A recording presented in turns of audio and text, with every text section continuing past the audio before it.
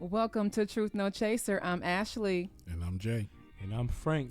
And this is the podcast for black people by black people about everything black. This is our flagship production. It is a shot of truth stirred with bold opinions, reversing the miseducation of the black community as it relates to culture, health, and politics. And this evening we have Miss Lanita Brinson, joining us, guys. Welcome her to the show. Welcome. Yes, welcome. Let's get into this bio. Mm-hmm. Author of You Have the Power and You Survive Now What journals is finishing up her next book about surviving relationships and the lessons they teach you. She has a social media presence where she lives authentically, good, bad, and ugly. The intention is to help people, women especially, that regardless to what life brings, we can survive in it, then learn to thrive in it. Again, let's welcome Miss Lanita. Yes. Hi. How you doing, Miss Lanita? She's so fabulous. Thank you guys for having me. Yes, absolutely. Fabulous. Thank you for gracing us with your presence. Yes. All right, talking about salt. What she say? Social media presence is very small. She had 19,000 something followers, y'all. I know that you took the I took small that's out. why I said we're not gonna put this. We're not gonna minimize this small Right. in this. No, man, we're not doing that. Look, I thank you noticed for that. letting us on Right. your show. I know that. No, not at all. Not at all. Talking about small. This is the Lanita Show. It's the show. Absolutely is And we're the guests. And we are Truth No Chaser. Featuring Right. Truth No Chase. Yes. So I met Miss Lanita last year at a retreat. Phenomenal woman. Right. And she shared some of her stories with us, and I thought about different topics we're talking about this year, and one of them was abuse came up, emotional and verbal abuse. Okay. So although she's very fabulous and we love looking at her, we wanted to talk about that. So do you mind sharing with us and the audience things you've experienced, some of the different types of abuse you've experienced? Mm-hmm. Sure.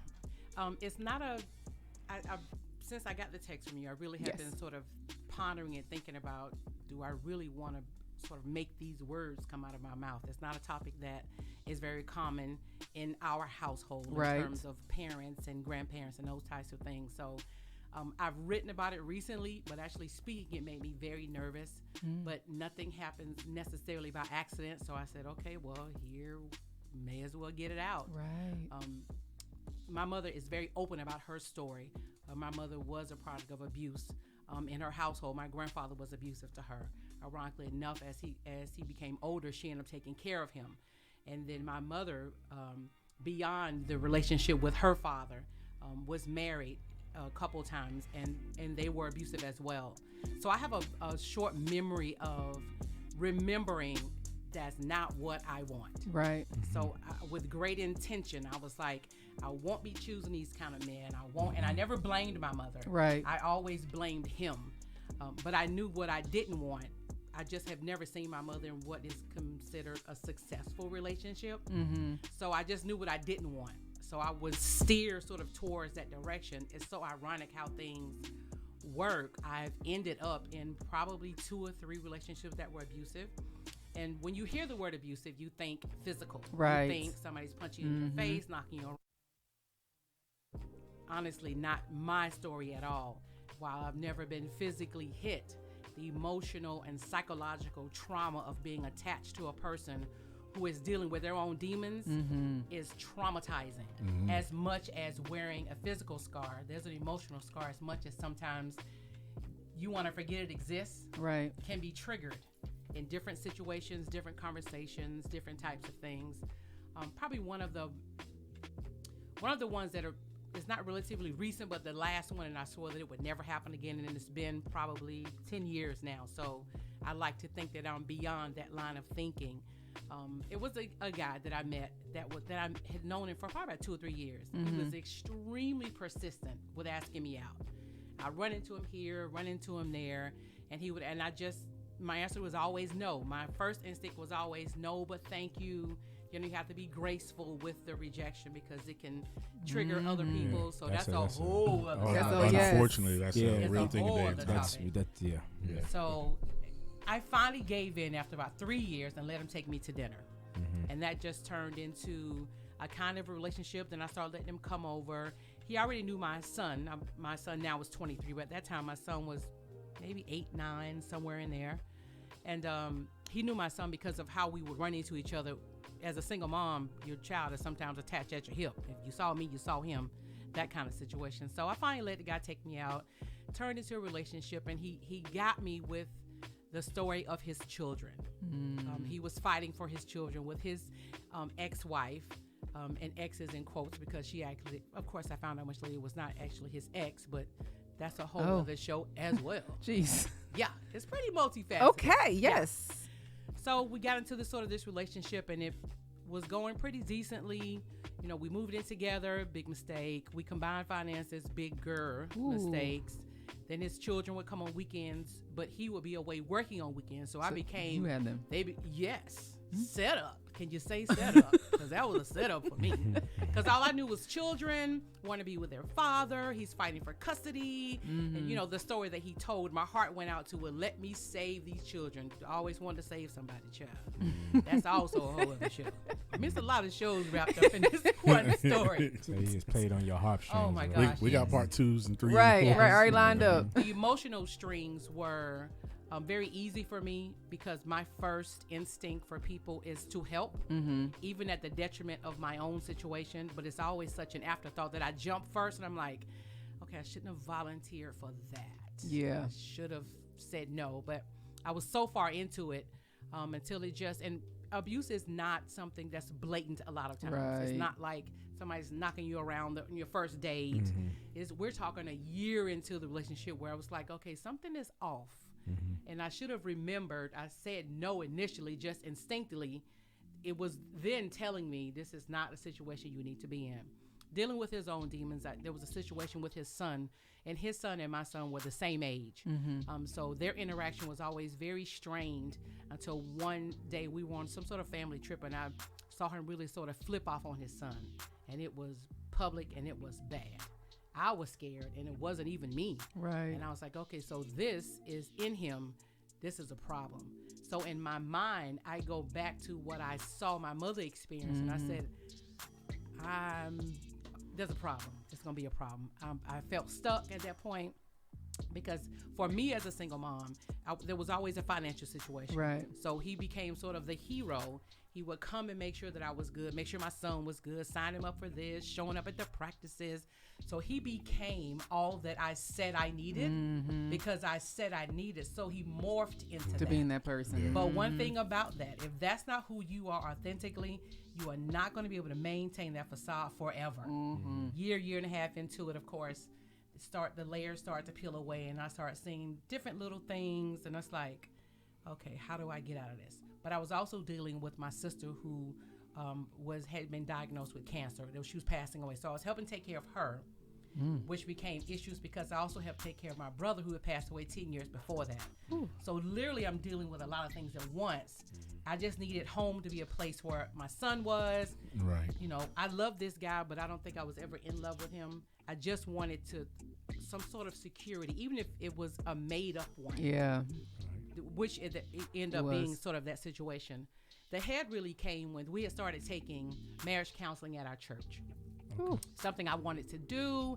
I wanted to make sure, you know, maybe I can grow to be what people consider to be in love. You know, I can't live without you. I thought that's what that was supposed to look like and feel like and intense. And I just never had that. I'm like, okay, well, maybe marriage counseling will bring that out. Right. And I'm looking at the couples in the marriage counseling class, and I'm like, it don't look like... You know, all the exercises, I found them very difficult to do in class.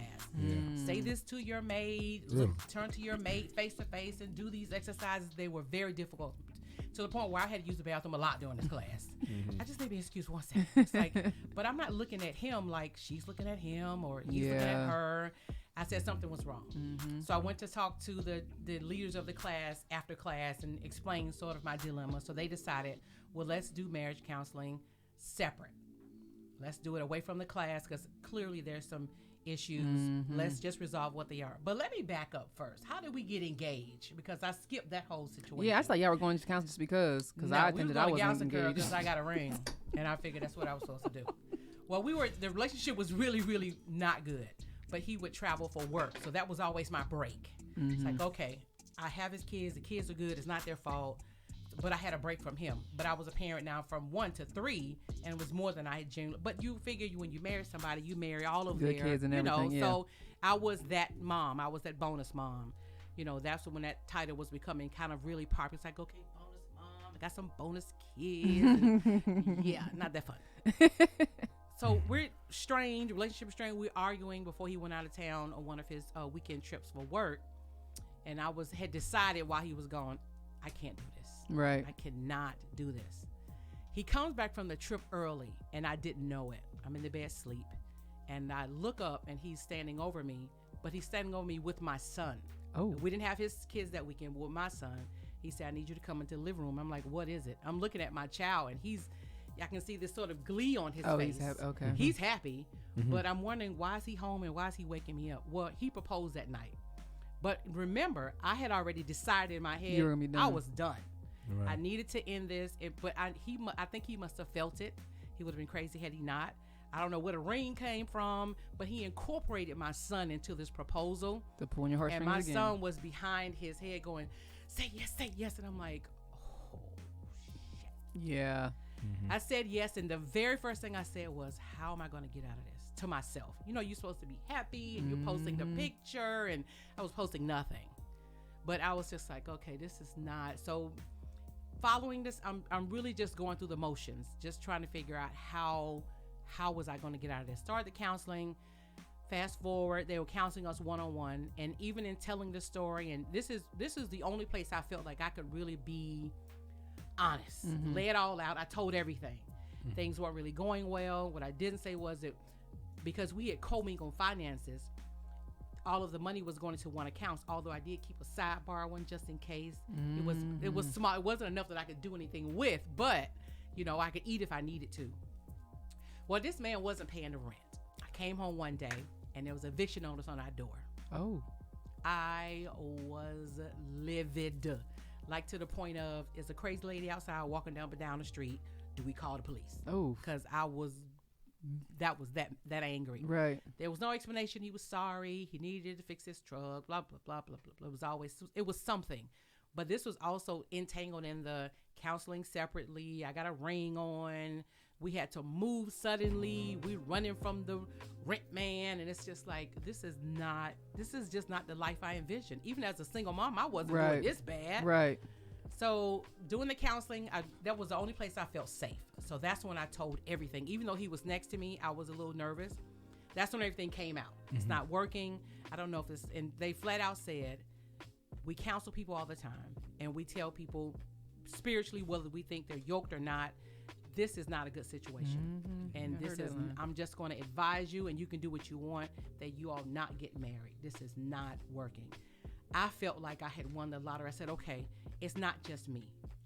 This is a situation that I'm sort of stuck in. So they counseled us again, going a couple additional sessions. And one of the things they had him agree to was, leave her in the shape that you found her. She's living by herself, she and her son. Get her set up. Y'all work on yourselves individually, and maybe it will come back together. He agreed in the office. We got to the parking lot, and he said, oh, damn. And that's when it started. I was like, okay, what are we going to do? So because we were still living together, it became very difficult. There were additional bedrooms when his kids weren't there on weekends that I slept in, and he slept in the other room. Well, that was an issue. He would come lay in the bed with me, and I would get up and move to the other room. So that's when the emotional and psychological sort of abuse started. Man, oh man. Yeah. So I would try to get up and go to the bathroom and look up, and he's standing in the doorway, and I'm like, oh gosh. Oh yeah. Okay. So that's when those little stuff. He'd come home early from work, or I'm thinking he's going to work, or he wouldn't go to work. I get up to go to work, and he's standing. He's fixed me breakfast, and won't we sit down, honey? And I'm like, what is happening? So if those psychological things, I felt like I was crazy. Right. I didn't have enough money to move anywhere.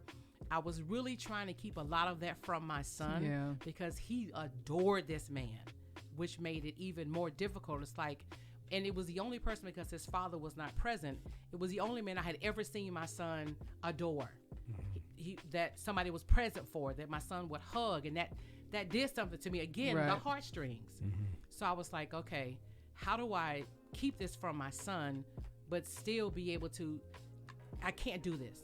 You know, I could get married and go with emotions, and now my son, he was helping me looking through dresses, and I'm like, it just became a very difficult situation to get out of. To one day, I just couldn't do it anymore. The final straw, in addition to him standing in doorways and not letting me out of the house.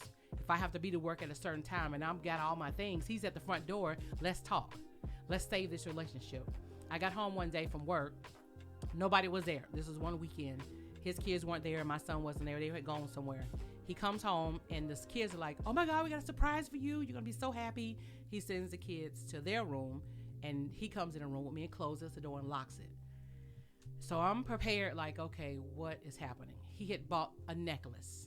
I remember this so clearly because I was terrified. I saw the jewelry box come out of his pocket, and I'm like, whatever you have, please just get your money back. I'm not accepting any gifts from you. The ring's on the dresser. We're not moving forward. What are you doing? The kids help me pick it out. They want to wait and see you in it. You have to put it on. And I kept refusing it. So he would stood in front of me. I'm sitting on the bed, just really trying to figure out almost an escape plan of such. The door is locked. The kids are across the hall. How in the hell do I not raise hell in this room to not disturb the kids, but still not be subjected to whatever he's planning? Because he's been planning this all day. He has a picture of what he thinks this is going to turn out like, and I'm whatever character you need, I'm not her.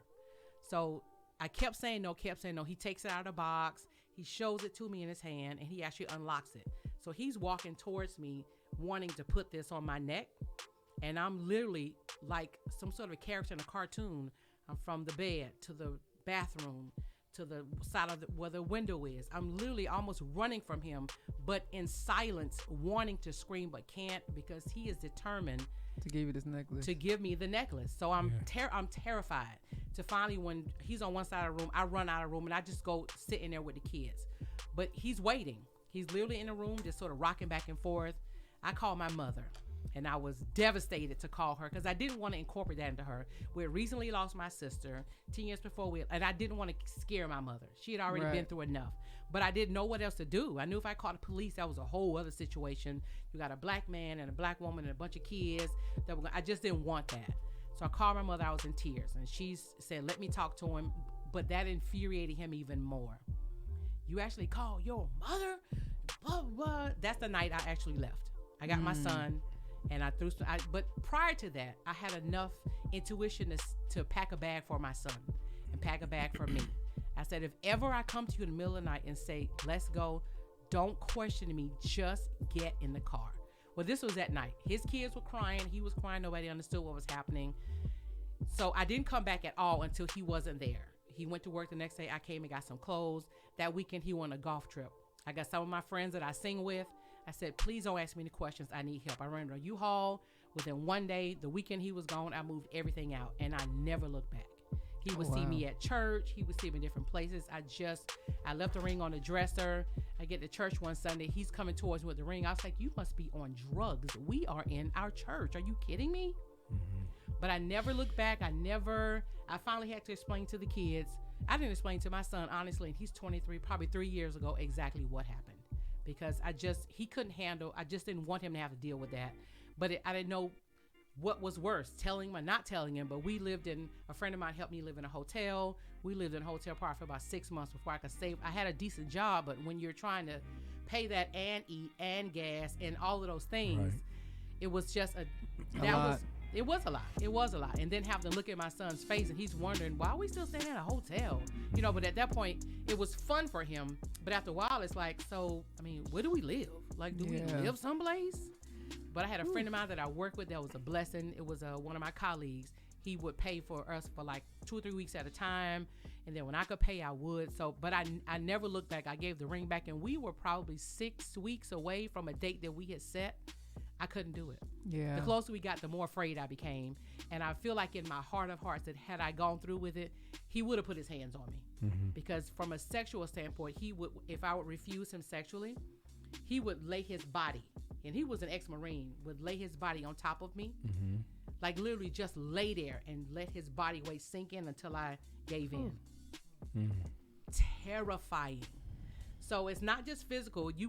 I would still get up the next day. I would be singing at church and at work, and nobody would ever know I was going home to just this subtle chaos that I just didn't know how to handle until I realized, okay, I need to talk about it. So I had gotten a counselor at that time. I made sure that I wanted to heal from whatever that pattern was of attaching myself to people who were just not available or authentic to what I needed. That's how I learned how to really stand and say, no, I'm not interested, and stick with that. Yeah. And, not be worn down to say, okay, well, he keeps asking, clearly he must be a good guy. No. That psychological abuse is a beast. And it's not one over the other. It's just all bad.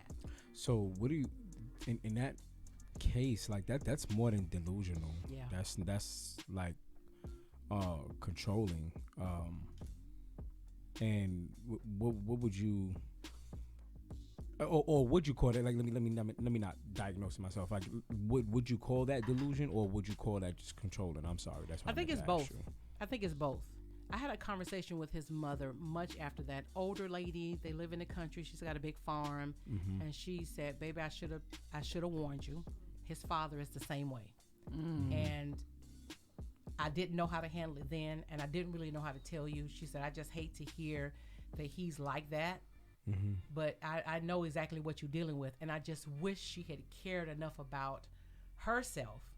And then cared enough about anybody else related dealing with her sons, because there were 3 of them. Right. And I'm not saying that they all were like that, but for her to automatically identify to what I had even finished telling her, it broke my heart, because she could have saved me some trouble, and maybe nobody saved her of the trouble. It's so generational sometimes. It is delusional. The delusion is, I'm this good guy, I've got a good job, I'm taking care of my kids. Why don't you want me? But I was sort of a prize to him. I was the one that kind of, the step up kind of thing. So he was like, everybody seen me with her. I'm not losing her. He even said that one time. But people know we engaged. I'm like, and what? Right. So for him, it was a losing thing. Like, I can't lose you. And he just lost it. But I feel like that's who he was the whole time. But he just sort of morphed into my idea of what I said I needed. Okay. Because this generation here, we have a new saying, right? It's called red flags, right? Ooh. So you, his pursuit of you was all telling of everything that you went through throughout your entire, relationship.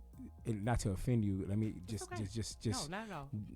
Did you place any blame on yourself? Lots. Okay. Most of it. Most of it. I am very self-aware, so I knew that I had made a mistake. Okay. My first mistake was saying yes. My additional one was being able to take any money from him. Additionally, introducing him to my son in that capacity, because he already knew him. Right. But introducing him on a personal level was something very different. Gotcha. So, absolutely. I'm never a one person, it's all your kind of fault. I definitely looked and realized that some things I should never, ever have done. At what point, maybe in the situation, had you started rationalizing that it was okay? Yeah. Even if it was really early. It was early. That's a very good question. And I can almost pinpoint it. When I had a Georgia Power bill due that I could not pay, and he paid it. For me, as a single mom, that felt like, okay, he gets it. He sees the area where I'm struggling. He plugged right in. No questions asked. No questions, not asking for anything in return at the time. But in my mind, looking back, there was this sort of, not even a master plan of such, because I don't know that you can plan that, but there are certain things that lead to certain other things. I became indebted to an attachment to him because he plugged in where there was a deficit for me. Right. With my son, showing up to practices, paying for his baseball uniform. Yeah. Maybe picking him up from school for me when I was stuck at work. Those kinds of things for me were something that I had never had, but desperately wanted as a single mom. So he plugged right in, and immediately I accepted it because it gave me a chance to breathe. Yeah, he started checking all the "this is what a real man is" boxes. Absolutely. Yeah, and all the you never had this before. Right. Even if it wasn't verbally spoken, it was an intention mentally to where he just plugged right in. Right. So even then, there wasn't as much communication as it is now between people, or between me and him, or even with me, because who I am now is not who I was then. I've always been outspoken, but it's been very difficult for me to be outspoken as an advocate for myself. That I can advocate for a bunch of other people. Yeah. Because that's kind of my thing. I'm comfortable there. But for myself, I'm a little more reserved, and that's where I've gotten in trouble with attachments to dudes who really just, are not overall, just not good people. Why do you think so? I've had this conversation with my mother before. As my mother's getting older, I've become kind of a caretaker for her in certain ways. I help her with certain bills and those kinds of things. It was really because my mother was a teenage mom, and she was 16 when she had me. And my sister, who passed away, was a year and a half behind me. So I became a mom before I became a kid. So I was always taking care of somebody. So that's where I was comfortable. I knew how to do it. It was easy. It's kind of routine. There was not because I was the firstborn. I think somebody mentioned it. I was reading something was, oldest daughter syndrome to a degree. Everything's a syndrome, but some of the characteristics make sense. My first instinct is to care for as opposed to taking care of myself. So it's just instinctive for me to plug in over there than it is over here. Because if I plug in all that I might need, I might find that I need a lot, and that might hurt me. Yeah. But I've had to do that in order to heal, and that takes time. So though you may not be an expert, why do you think it's hard for women to leave? Not women only, because obviously men are abused as well too, and not domestic but verbal as well. Why do you think it's hard for us to leave? I think a lot of times we attribute it to time served. But I've been here so long. I've invested so much, but I've given so much, and I just don't want to. I've wasted so many years. I think sometimes we feel so obligated to the time we've spent that we realize that you could have spent that time and it may have already served its purpose. It's okay to move on. It's hard for us to release ourselves because I think, and I'm not speaking for every woman, but I know I speak for a lot, when you just feel like you just need to be attached to somebody. I don't want to be by myself. I've been single for a very long time and I'm super comfortable with me, which makes it difficult to date. My space is good. That means you got to be gooder to get in there. Right. So I think it's a lot of times it's time served. I've been here so long. I've invested so much. It's got to work. And that's just not always the case. I hear people say oftentimes, physical abuse is tough, but emotional and verbal abuse could be just as damaging. And but honestly, I don't know if one, because that would imply that one is easier to deal with than the other. You understand what I'm saying? So I don't know if I would necessarily agree with that notion. Let me kind of walk with you down that. Yeah. Because either one of them kind of may have the same root off in a lot of places. So to kind of keep going back in your Rolodex, and this may help other people. A term that we hear now a lot of times in dealing with racism, especially in like the workplace, things like that, we hear the word or the term microaggressions. When did you start seeing, and because that's something that's hard to pick up on early in the present, but in hindsight is always 2020. Yeah. So but in your hindsight, microaggressions though, Jay. Microaggressions. Basically, exactly what it sounds like. But very like his control mechanisms were very calculated. A lot of times, a lot of times we may look at control as somebody outwardly saying you can't do this, you can't do that. But if you look at the proposal in church, he put her in a place where it's hard for her to refuse. The proposal in front of the son, of her son, put her son, give her the necklace in the bedroom where it's harder to make noise. He made sure that he was always turned the environment favorable to himself without ever saying a word of control. That's a micro control way of doing things. Even plugging in all the time. And then like you look at the way he was plugging in and paying bills, but when they got together, they were struggling extra hard. You know what I mean? So he kind of like, that's a good point. He kind of like tender swindled you, right? Saying, I don't know if you saw that show, but my God. I saw it and I was just shocked. Yeah. Because I saw so much, and it's so easy to say, "Oh, it's such dumb broads and blah blah blah blah." But this is why. Yeah, we've all been in situations where people are like, "Why didn't you?" And this is like, "Yo," and especially if it's your first time experiencing something to that degree. You might see a sign, but it's written in Spanish. You don't know what it says until you learn Spanish. Right. You know what I mean? And so you might see the sign looking back. That is a good analogy. I'm gonna have to steal it. Definitely steal that word. That is such a really, really, really good point. People don't tell their story for fear of judgment, and I learned this in therapy. There's shame attached to somebody abusing you. Mental, emotional, whatever it is. There's shame attached to that because somebody on the outside looking in says, well, but you a smart girl. Like, how does somebody fool you like that? Why didn't you just leave? It's a mistake that people make all the time. It is a very big mistake, but it keeps Ignorance. people in situations, whether it's a physical one or a mental bondage, to where people get stuck because they don't want to tell their story. Right. There's healing in telling the story because there's somebody else that's been there that says, okay, and she's so put together, then I am okay, because you feel so isolated and you almost feel dumb. Leticia would kill me if she heard me say that. But you feel like, okay, how could I have, but who you are at that moment, you just don't, the word microaggression, it doesn't click until much, much later when you start getting all the receipts and you start adding, it's like, all the way back there. Right. All the way back there.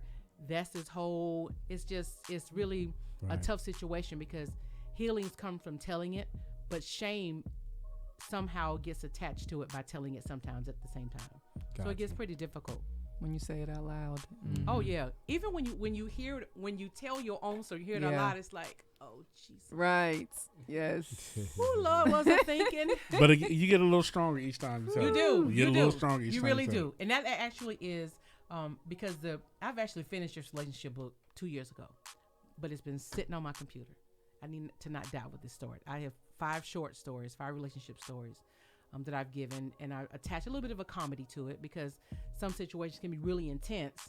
And while I don't want to trigger anybody, I also want to help people understand it's never just you. Right. So I've written 5 short stories about relationships, personal ones. I've changed names to protect the not so innocent, and they lucky. But at the end of each of the stories, I've called them gems from the journey. I've given 3 to 5 things that I learned from that. Right. You know, people say, well, you're better for it. Some stuff I wish had never happened. I don't care what lesson I learned. I'd rather have not learned it that way. Yeah. But I made sure at the end of each story, I attached how much better I was that it happened, how I learned from it, and how not to repeat it. So it's not just a story about there's this woman that did this and there's Lanita and she did those kinds of things, but here's what I learned. But some of those situations, I forced myself to learn something because I refuse for the experience to just be a useless one. So even if I had to dig through it, I said, okay, Absolutely. who was I then? Who am I now? Can I attach any of that learning from that situation? Even if it's to never deal with anybody like that person again, that's my lesson. I like So, that. Gems of the journey. Gems from the journey. I want I to like that really too. jump on that phrase because I caught it as soon as you said it earlier. We said, well, who you are at that moment. And thank you for coming back around to it. So who you are then, who you are now. The reason why that's big for me is the way I kind of look at abuse even further. I really break down the word abuse, right? As an old spiritual leader of mine used to say, when purpose is unknown, abuse is inevitable. And the abuse is simply abuse. It is the misuse of something. Sometimes we look at it as having to have ill intent or having to have a evil intent behind it. And all the time, abuse is in any situation where something or someone is not used for their purpose. So That's good. I wanted you to speak on who you are now and how you're able to recognize, because we when we talk about abuse, we always giving folks the signs and what it looks like going forward and how they went through it. But if people could really grasp their purpose now and who they are now and help identify even before in the situation where they see signs that's going in, because now you're probably saying, you're able to say, no, going in because of who I am and my purpose, I know what I need going in. So can you kind of speak on that on the other side of it, of abuse now? Sure. One of the biggest things I think I've learned is to be an advocate for myself and to trust my instinct. I didn't trust myself because I didn't know what that looked like. I had not seen my mother in a lot of relationships at all. She had them, but she always kept them away from the family. I'm the oldest of 7 children. So imagine your mama trying to go on a date and there's 7 kids at home. We trying to figure out what a cereal is. So my mother never brought men home. So the interaction part is something I had to sort of discover on my own. And while I didn't make a ton of mistakes, I made some severe ones that I wish I had not learned that way. But I didn't really know who I was. All I knew was defense mechanism. So I always had a mouth. I still got a mouth, but I've learned that my victory is in my voice. So I use my voice to advocate for myself. If it doesn't sit well with me, if it feels off for me, something is off. I become so hyper aware of my surroundings that if something is off, I don't question it. I just run with what my instinct is at that time. But I didn't trust that at that time. I had no clue what that even meant. I was just like, okay, you're just being mean, because I had always been called mean. Why are you so mean? So I always tried to fight against that.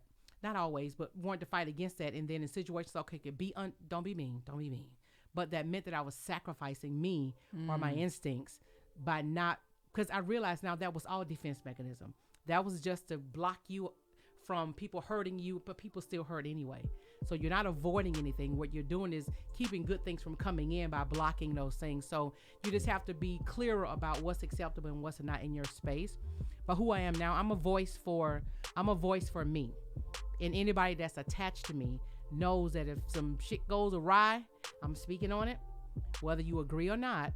And then I'll deal with the consequences later, but I'm not allowing anything that doesn't look right or feel right in my space, whether it's my personal space or the space of those people that I care about. So I become more of an advocate for myself. That's who I am now. But I'm also really secure in my singleness. I'm not looking to be attached to anybody. If it happens, I'm open to it. You know, people say, well, you date to marry. I'm not dating to nothing. I'm dating because I want to go on a date. I don't have an agenda.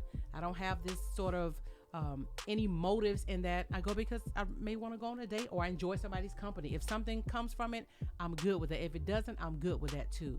I've learned to really sort of relax and say, okay, worked out, that's good. If it didn't work out, that's good too. But this need to have a father for my son, because I wanted that for him. Yeah. Because his father was not present.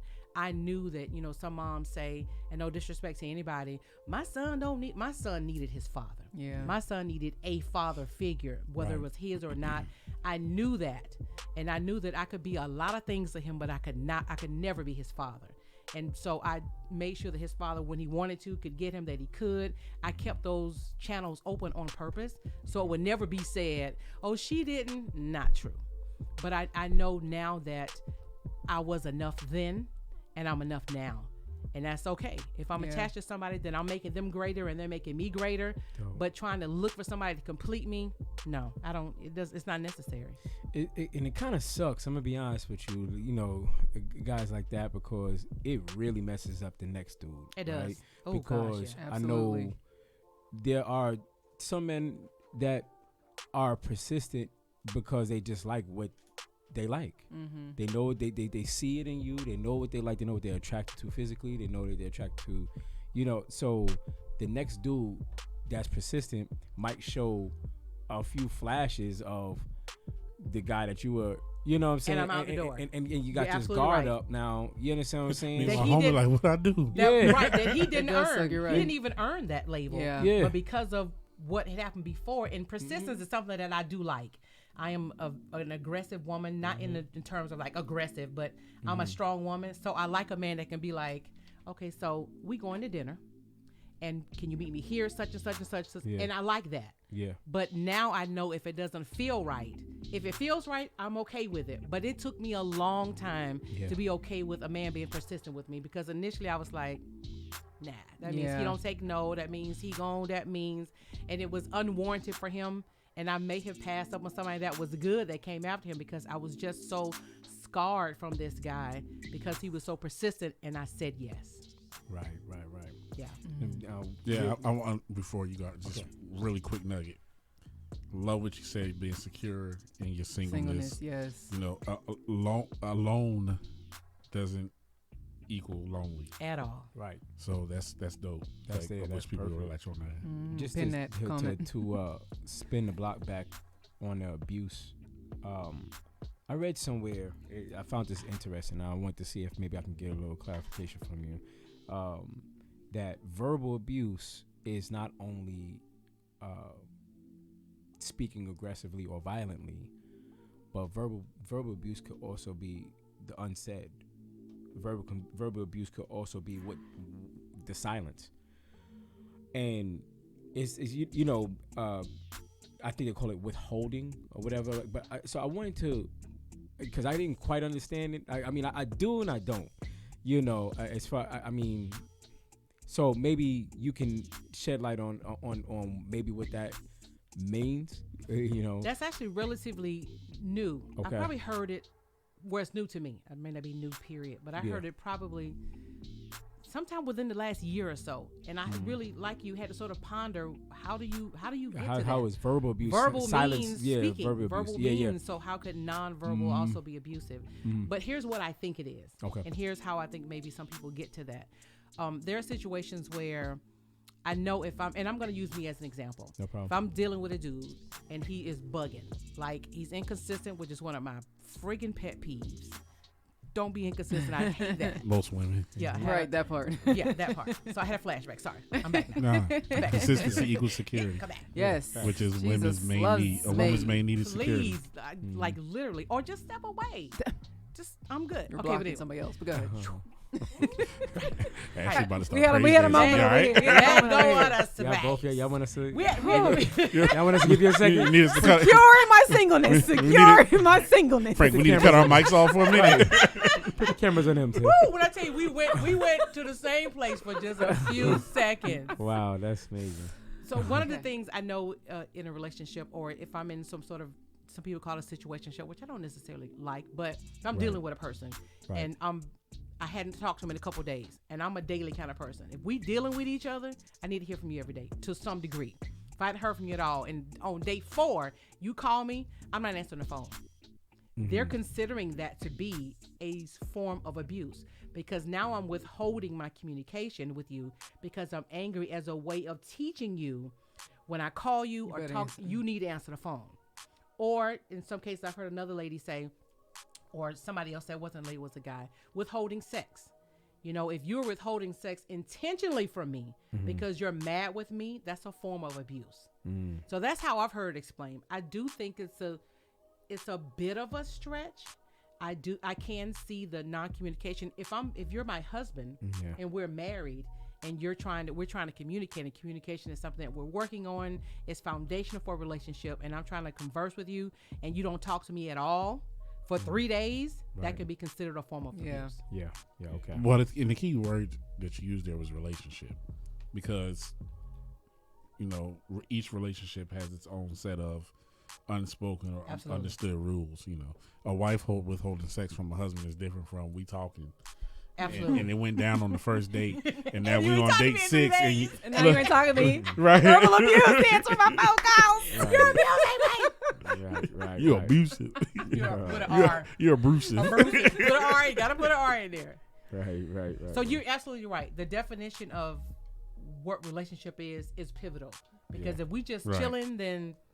But as my husband, and I know but I had to say that for these listeners, because these dudes will go, all Kevin Samuels with it. Right. This, you hear what she saying? You hear what she saying? I heard this what she said. I know you know. Yeah. For these listeners, I got to clarify. You ain't give me no ass. You ain't give me no ass. That's Absolutely abuse. right. She abusing me. You son. abuse So me, I goddamn. think that's what that means. That's how I sort of get it.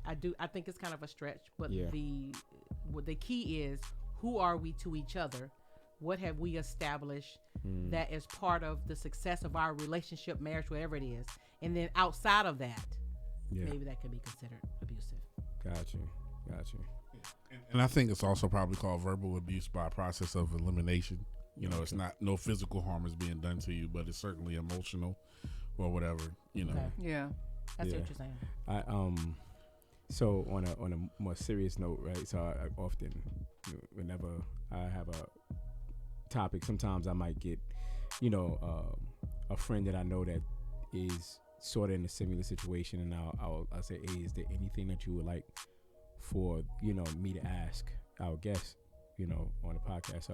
I didn't expect the questions that I received to ask you, but she wanted to know, how do you convince a person that doesn't believe that they're abusive? How do you convince them to seek counseling? And if that doesn't work, then how do you plan an exit strategy? You don't convince them. You don't convince another person of anything. Yeah, you don't convince. Yeah. I just don't think it's possible for me, as much as I love you or much as we're together, and say you need help. I can express what I think we need. At some point, then I have to take care of myself. Maybe put my own self in counseling, And then sometimes you lead by example. They see, okay, well, she's taking counseling or he's taking counseling or they're doing this, then maybe I do need to work through this. But trying to convince somebody of something is just, I just don't think you can convince anybody to do anything that they don't already want to do. And is that person that asked the question, are they married or engaged? Get married. Okay. So that's really jacked. And I'm not saying divorce anybody. Lord, we'll pray, especially because marriage and God, created marriage. But what's even more jacked up about that situation, we have to use the word convince, and this is just for fellas, married fellas all over. And I'm talking to myself, not on an abuse level, but just general concept. That's the garden trying to give seed to the sower. Okay. The garden doesn't seed the gardener. The gardener sees the garden. So that's a really jacked up situation where you're trying to convince this person to pour a healthy seed into your ground. The woman is the garden in the marriage. Gotcha. You understand what I'm saying? Yeah. So which reveals that there are much greater issues in addition to the abuse on the spiritual level. When I say greater, I'm not saying like more dangerous perhaps, but on the spiritual level even. So there's some other things that need to be looked at there. So I would definitely, and that person may find the answers that they need in marriage counseling, or in counseling rather, solo, on how to maybe protect themselves, because trying to convince the person to do the right thing is it's like a double dose of abuse. There's a caveat to that as well. The history of what this abuse is with this guy is very pivotal. Your environment is important. Do his friends respond to their mates the way he responds to her? That's a good Is point. his father abusive at any point to their mother? To use my case as an example, my ex's, his mother had been married to his abusive father for 40 years, dealing with abuse, emotional and physical, and never left. I would be interested to know what his father's history is. So if that's what you've been bred to be, that environment does not promote being anything other than what that thing is. You have to be sometimes removed from all that you know to be something different that you've never been before. And that can be very, very hard. If you don't know how to operate outside of abuse, abuse can look not being abused can look unhealthy if all you know is abuse. Abuse, yeah. Dysfunction can look very functional if that's all you know. That's a good But point. sometimes it's That's so a great point. so generational until it's like, well, my mom stayed, my grandmother stayed, so I mean, why can't Right. you? Right. It's what they know. And I'm Yeah. not saying that's her case or not. My heart really sort of, it's just the way I'm built. Yeah. No, that's Because that's perfect. when you get to the point of actually asking that question, you've been subjected so much already until you just need help. You just need help. Yeah. At that point, you have to start helping yourself and just pray that they follow suit or see that something is wrong, because there's no convincing anybody of anything. That's deep. Whew. That's deep. Wow. Yeah. It's just, the cycles of it are just so interesting. I think that's why it was so important to me that I not subject myself to physical abuse like my mother had, and like her mother had, and like her mother had. I just refused. But my sister ended up being in a marriage that was abusive. So you can see the little sprouts, because those seeds have been planted so non-intentional, but they still I don't know if the word is germinate or germinate, but they still grew in this place where you didn't even think it was growing. So Right. to attach yourself to another person, one of the questions I asked myself was, what was a deficit in me that subconsciously I attached myself to this person who had all of these demons he was dealing with? Right. What was going on inside of me? And that's a tough question. But that, but that's that. Sometimes it is what's in you, in not you, but a person. Okay. Sometimes that is either the answer or that's a part of the answer. And I always quote Dr. Joyce Irons when I say, children grow up to be exactly what they see unless they try very hard not to. And you opened up the show saying that. talking about that. It has to be extremely intentional to say this, and even in your extreme intention, you were like, which is why you asked the question, like, well, what was in me? But the answer was in what you said before, seeds. Yeah. You know, the seeds were planted, and you know, to kind of put a different spin on it, you can tell a tree by its fruit. And that was the fruit and you were a part of the fruit of a poisonous tree, so to speak. Yep. So when we go back to talking about gardens and sowing, if you can follow me, that was the seed that was apt to grow in you because that was the soil that was created. So going back full circle, when we talk about who you are now, you had a change of soul or a change of soil. What's interesting though is that dropping it right there. Jamie dropping it over so here. what's the difference if I barely kept my wife. I barely kept. Learn some shit. Boy. Good job, Crystal. the people who have the seeds, who've been exposed to it, and those seeds never grow, and the people who also have the seeds and those seeds do grow. I guess that was part of what you said before. Absolutely. You have to be aggressively intentional to not, water that seed. Yes. Yeah, say that again. You have to be aggressively intentional, but you also have to be super aware. You know, sometimes we don't want to look back to see what our family history is. There are a lot of conversations generationally that we don't discuss. Therapy is one of them. Abuse is one of them. That uncle who come over, and I had one that when he came, we used to have to hide our purse in my mama room and lock it up in the cabinet because he would go in your purse and take your money. I know that. Those are conversations that we don't like to have openly, but the only way that we can move forward sort of as a whole healed kind of person is that you got to address some of those things. Yes. One of the things that, and I didn't honestly think that this would come up, but I don't know how not to address it. Let's go. So I was molested at 3, and I had no knowledge of it until I was in my 20s. Wow. And one day I had a flash of this person on top of me. I went and asked my mother. Oh my gosh. And I said, Mom, did such and such? And she broke down in tears. And she never denied it. She said, you were. Oh. You were. But I remembered it. But I was such a kid. And I say that to say, if I had had that flash and gone to my mother and she had denied it, because certain things you don't talk about. She told me who it was. She told me when it happened. And I remember the whole fight situation. She told me the whole thing. Okay. That person, we never got in contact with that person again. They were never allowed to, somebody that was babysitting me, never allowed to keep the kids anymore. But if my mother had done what generationally some of our grandparents and stuff do, is this one of those things you just sort of sweep it up on the rug.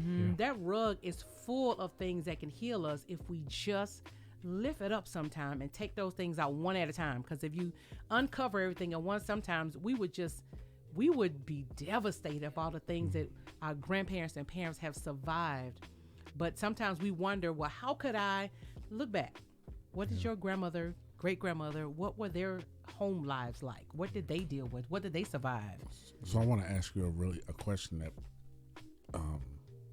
may cause you to, if you haven't already visited this within yourself, because as you stated, you're a very introspective person.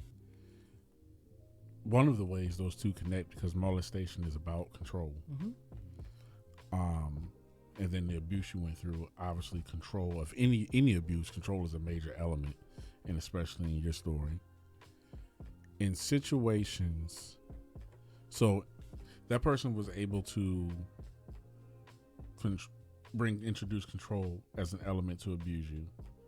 The one you told us about in the whole story, because they were able to fill a void where you were weak, so to speak, or where you had something missing, right? In other life situations, whether it be professionally, whether it be as a parent, whether it be as a friend, whether it be running your own business, where you were strong and operating without feeling where nobody could come in and take over, those seeds are still present. Did you ever, looking back, see where you may have had some controlling elements in situations where someone couldn't take over control over you? Oh, absolutely. Because it sort of reverses. In my efforts to not be controlled, if I'm not careful, I can become the control. So it's a very, very fine line to walk. And it's one that I have to check myself on very often. But unfortunately, Unfortunately, I mean, it is what it is. I find myself sometimes completely retreating, and I'll isolate. And my therapist really has to say, when the last time you had a conversation with a person? Because I'm so cool just being with myself, but it's a very fine line with trying not to be controlled by a situation or a job or a person or a friendship or any kind of relationship. You can become now controlling in order to not be controlled. So it's a stronghold you really have to be aware of on a regular basis. I had a situation today, a work situation, that I really had to say, I have to log off and I have to take 30 minutes because this is going to be bad. But I'm so aware of it. When I feel a certain way, I said, okay, we're not doing this. We're not doing this. And I really do have to unplug, and I'll take a walk or I'll take a drive, and I come back and I'm good, because now I have had to regain my composure in order to keep it all together. So it's a very, very fine line to walk. But that's a really, really good question. Oh, wow. This was a lot. It was a It lot. was a lot. And we thank you so much for Lots being of- so lots to transparent. unpack. Lots to unpack. Yeah. Absolutely. Yeah. Before we get up out of here, is there anything that you want to share? Somebody may be watching, going through something right now where they're wondering, like, am I suffering? Am I dealing with it right now? I see some kind of signs, but I don't know. Anything you can share? Or am I the abuser? Yeah, that part too, because it happens. Yeah. When you are abused, sometimes you become an abuser. So Yeah.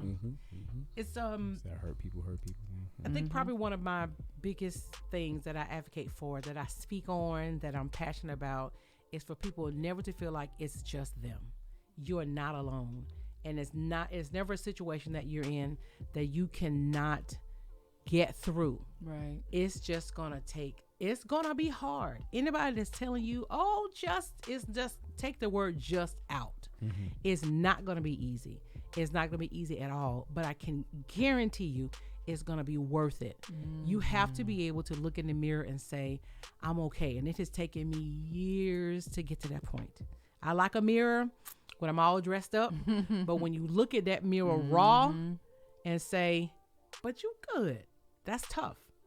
Because when you just stop and take a few moments to look in the mirror and really just look at yourself, you see all of the stuff you took, all the stuff you've been through, all the stuff you survived. And it's like, girl, you look a wreck. But then I'm like, but you survived it, so you good. But I think it's important for people to understand that they're not alone. Yeah. And you are worthy of being in any situation where you are valued. If that's not what you're in, you have to reevaluate everything. Whatever that avenue is for you, counseling, your church, or, we tend to think, just pray to God, it'll be okay.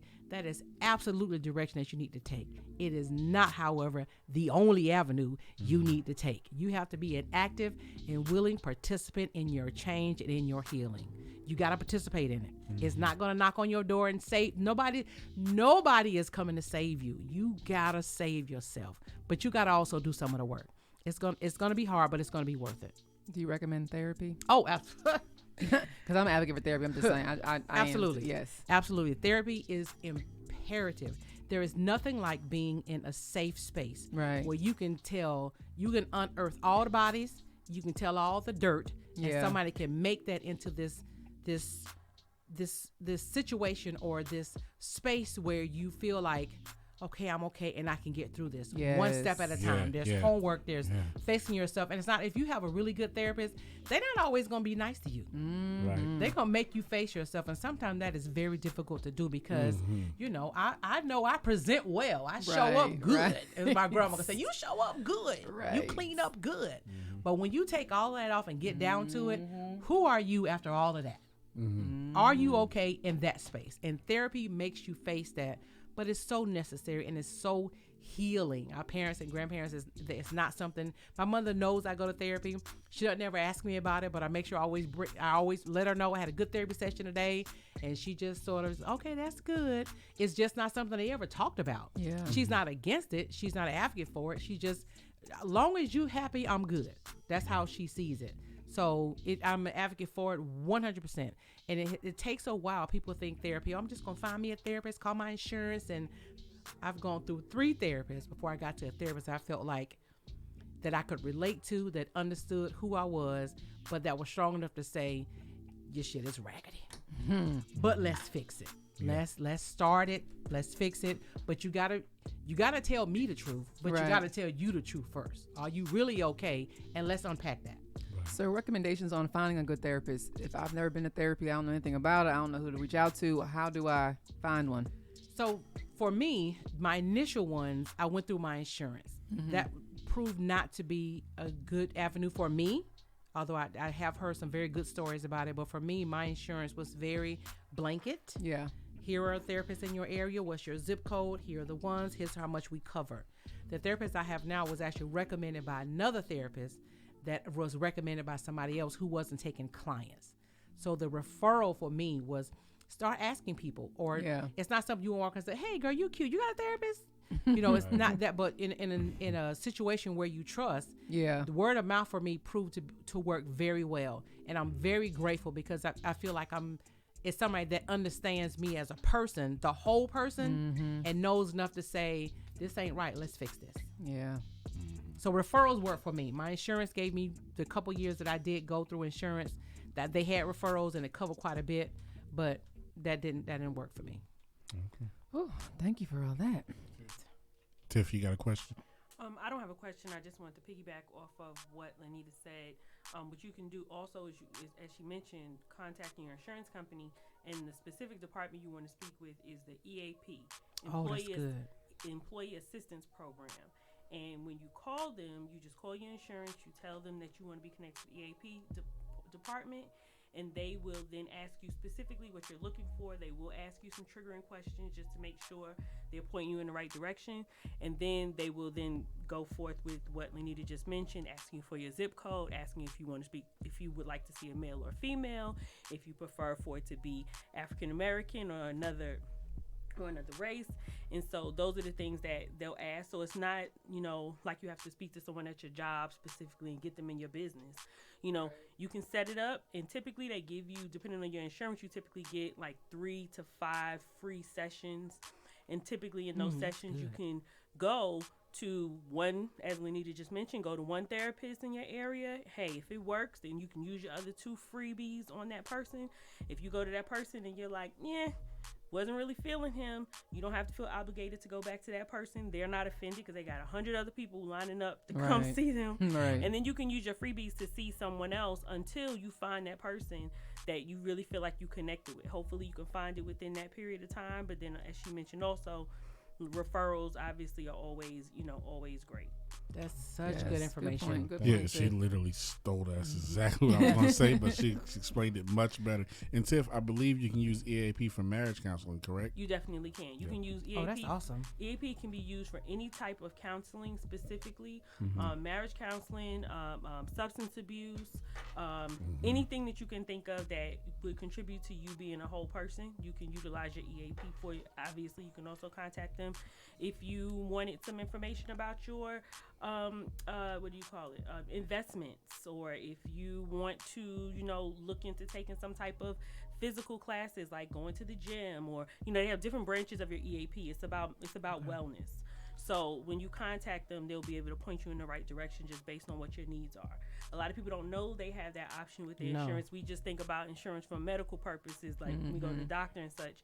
But there is a wellness component of every healthcare institute. So, make sure that you're taking advantage of that as well. Do you work in insurance? I work She in works in healthcare. healthcare. And I have, Very good. and I have for a very long time. That's So, really good yeah, information. it's good to know. Absolutely. Thank you, Lanita. Thank you. And go ahead. Sorry. Before we get up out of here, we wanted to see if you wanted information about your journals. People can purchase them. How can they find you on social media with your big presence on social media, not small, okay? So the 2 journals I have currently are available on Amazon under my name, Lanita Brinson. You Have the Power is one, and the second one is What Do I Do Now? How do I survive? I can't even remember the name of them, unfortunately. I survived. You survived. Now what? Whew, that was tough. Yeah. And they're prompted journals. I found that writing for me has been extremely therapeutic. I have about 10 journals. They're all over my house. When something hits me, I start writing. So that's why I started with the journals.